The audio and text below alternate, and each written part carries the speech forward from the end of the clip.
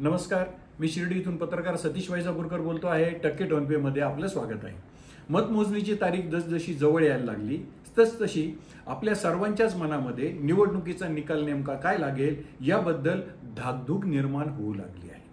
दिवसागणिक विश्लेषण ऐकायला मिळत आहेत, भाकितं ऐकायला मिळत आहेत, अंदाज ऐकायला मिळत आहेत। आपण आपल्या नगर जिल्ह्यापुरता जर विचार केला तर नगर लोकसभा मतदारसंघामध्ये डॉक्टर सुजय विखे पाटील आणि आमदार निलेश लंके यांच्यामध्ये जोरदार फाईट झाली। फाईट एवढी जोरात होती की वातावरण टाईट झालं। आता वातावरण किती टाईट असावं तर मतमोजणी होण्यापूर्वीच या दोन्हीही उमेदवारांनी त्यांच्या समर्थकांनी मतमोजणीपूर्वीच निवडणुकीचा निकाल जाहीर केला, विजयाचे बोर्ड लागले आणि एवढंच नाही तर सोशल मीडियावरून सुद्धा विजयाचे दावे केले जाऊ लागले। आता बघा, मानसशास्त्र असं असतं की ज्यावेळेस तगडा पैलवान आखाड्यात उतरतो, तुलनेने कमी ताकदीचा पैलवान त्याला प्रेक्षकांची, कुस्ती पाहणाऱ्यांची सहानुभूती असते। प्रत्येकाच्या मनात असं असतं की जो चिवट झुंज देतोय, ताकद थोडी कमी आहे पण त्यांनी ताकदीच्या पैलवानाला हरावं असं काहीचं चित्र त्या दक्षिणेमध्ये आहे। आता विखे पाटलांनी जशी लंकेंनी चिवट झुंज दिली, जोरदार धुंद दिली, तसं विखे पाटलांनी सुद्धा साम दाम दंड भेद जे काय आयुध होते ती सगळी वापरली। त्यांना निवडणूक लढवण्याचा अनुभव देखील आहे, परंतु या असं बोलल्याने लंकेंनी जी झुंज दिली तिचं महत्व कमी होत नाही। त्यांनी सुद्धा निकराने झुंज दिली आणि अंडरलाईन करण्यासारखं वाक्य असं आहे, जिल्ह्याबाहेरील राज्यातील सर्व विखे विरोधक एकवटून त्यांनी लंकेंच्या पाठीमागे शक्ती उभी केली। अरे पण नतीजा काय? या निवडणुकीचा निकाल लागणार काय? लंके म्हणतात मी विजय होणार, विखे पाटील म्हणतात मी विजय होणार। मग नेमकं पत्रकार म्हणून, राजकीय विश्लेषक म्हणून तुमचं नेमकं ओपिनियन काय? तर मी जेवढ्या सोशल मीडियावर ज्या राजकीय विश्लेषकांनी, मातब्बरांनी या लढतीचं विश्लेषण केलं त्याचं वर्णन मी उडाला तर पक्षी आणि बुडाला तर बेडूक असं करेन। म्हणजे जर तो उडाला तर सांगायचं मी म्हटलो होतो तो पक्षी होता, तो जर बुडाला तर मी म्हटलो होतो तो बेडूक होता। अशा आशयाचं विश्लेषण अद्याप तरी केलं जात आहे। शिर्डीमध्ये खासदार लोखंडे हे 2 वेळा खासदार होते। मुख्यमंत्र्यांनी त्यांच्या मागे शक्य ती सर्व शक्ती या निवडणुकीत उभी केली। निळवंडे पट्ट्यात त्यांनी कालव्याच्या पाणी आणण्यासाठी पुढाकार घेतला। त्यांचा दावा असा आहे 600 कोटीची कामं केली, फक्त मी ती माध्यमातून, वृत्तपत्रातून वाजवली नाही म्हणून लोकांसमोर गेली नाही। तर वाकचौरे सांगतात लोखंडेंचा जनसंपर्क नव्हता, माझा जनसंपर्क चांगला आहे। मी 10-15 वर्षापूर्वी मंदिरांचे सभा मंडप केले होते, मी तुम्हाला कधी पण भेटू शकतो। 10 वर्षांची अँटी इन्कम्बन्सी लोखंडेंच्या विरोधात आहे। अशा काहीशा जनसंपर्क नाही रे अशा वातावरणामध्ये वंचित बहुजन आघाडीच्या उत्कर्षताई रुपवतेंनी प्रचारात जोरदार आघाडी घेतली। मग आता या तिरंगी लढतीमध्ये काय होणार? उत्कर्षताई मुसंडी मारणार, लोखंडे साहेबांना मतविभाजनीचा फायदा होणार की वाकचौरे साहेब निवडून येणार? अशा पद्धतीने या निवडणुकीचा नतीजा काय? तर मगाशी मी सांगितलं तसं उडाला तर बेडूक, उडाला तर पक्षी, बुडाला तर बेडूक, कुणीही ठामपणे सांगायला तयार नाही। आता सोपी गोष्ट आहे, एक पत्रकार म्हणून मी ज्या मतदारसंघात राहतो, जी निवडणूक मी माझ्या डोळ्यांनी समोर बघितली, मी सुद्धा खात्रीने सांगू शकत नाही। मी जर काही दावा करायला गेलो तर माझ्यामध्ये एवढा आत्मविश्वास नाही की तो दावा खरा ठरेल। याचं कारण समर्थ रामदासांनी सांगितलंय, अभ्यासूनी प्रगटावे। तुमच्याकडे जर काही एखादं शास्त्र आहे, त्यानुसार तुम्ही विश्लेषण करत आहात, यंत्रणा आहे, तंत्रज्ञान आहे, त्यावर आधारित बोलणं वेगळं। आता बेजान दारूवाला नावाचे एक भाकीत करणारे ग्रस्त होते, आंतरराष्ट्रीय ख्याती प्राप्त होते। ते साईबाबांच्या दर्शनाला आले।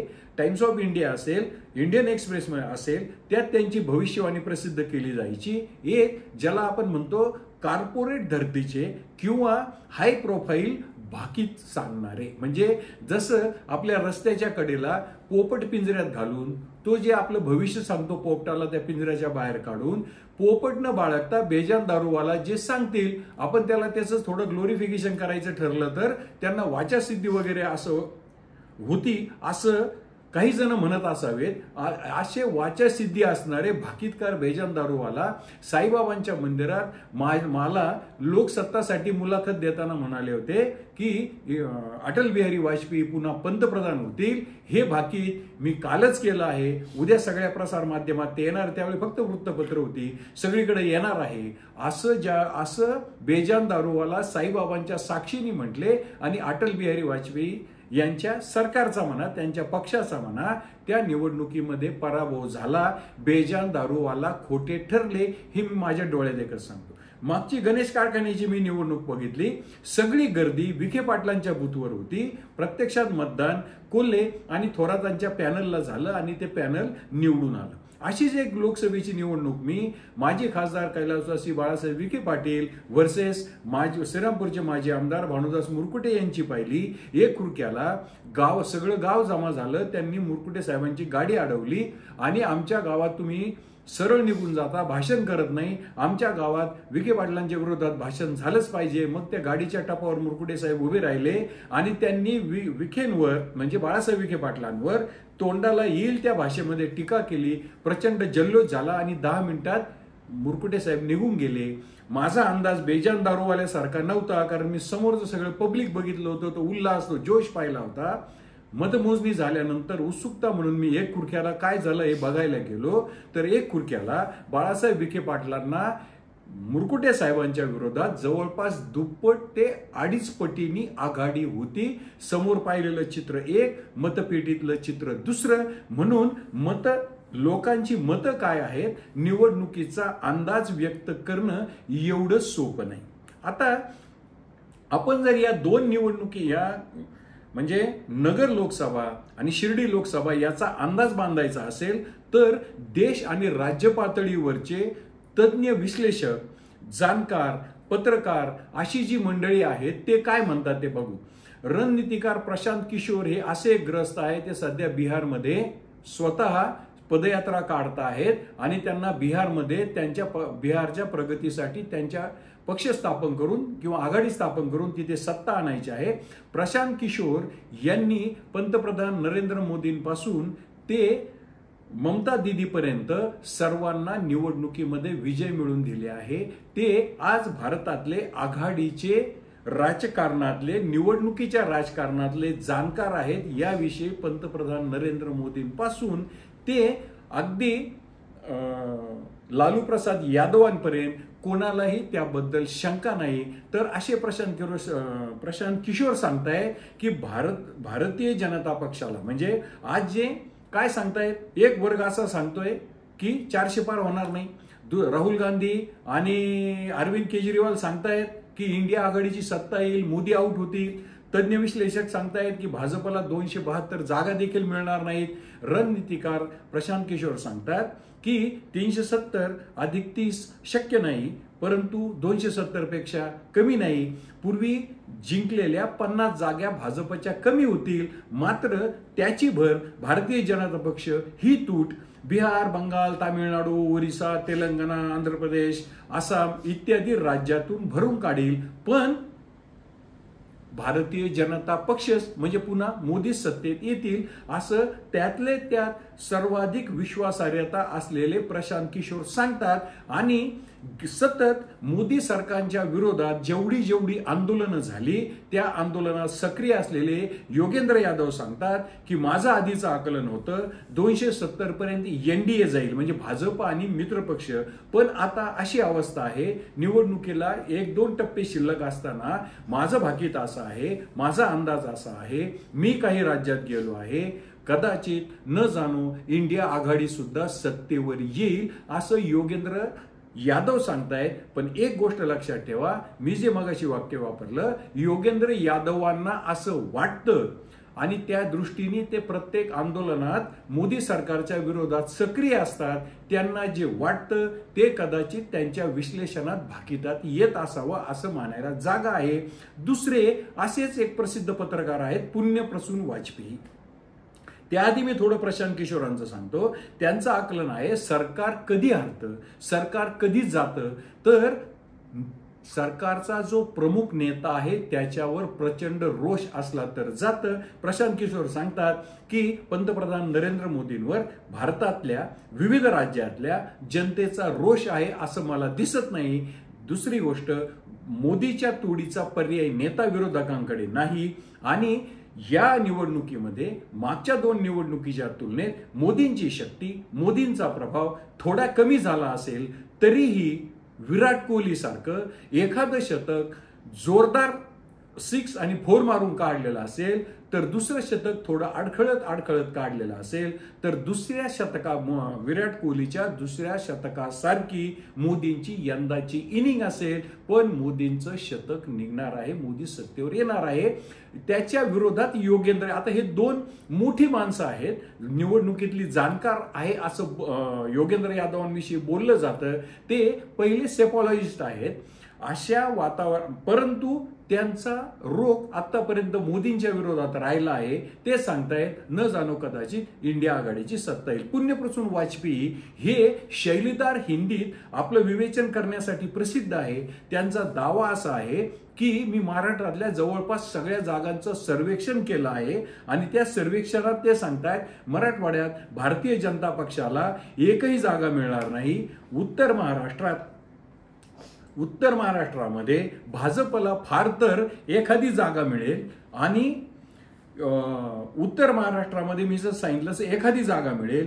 कोकणामध्ये भाजपला, कोकण आणि ठाण्यात भाजपला जागा, त्याला आपण काय म्हणतो की खातं उघडता येणार नाही. मुंबईत एखादी जागा मिळाली तर मिळेल असं भाकीत म्हणजे असं विश्लेषण पुण्यप्रसून वाजपेयी ठामपणे करतायत आणि त्यांनी 48 जागेचा स्वतः सर्वे केल्याचा दावा केला आहे.